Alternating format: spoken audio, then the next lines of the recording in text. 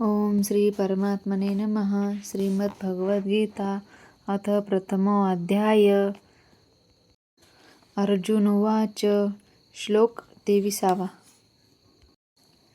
योत्समानानवेक्षेह येतेऽत्र समागताः.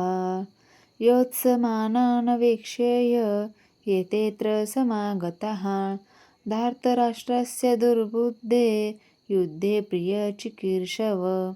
धार्तराष्ट्रस्य दुर्बुद्धेर्युद्धे प्रियचिकीर्षव.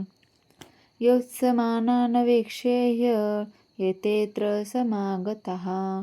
धार्तराष्ट्रस्य दुर्बुद्धिर्ये युद्धे प्रियचिकीर्षव. अर्थ. धृतराष्ट्राच्या दुर्बुद्ध पुत्राला खुश करण्याच्या इच्छेने येथे लढण्यास आलेल्यांना मला पाहू दे. म्हणजेच तात्पर्य.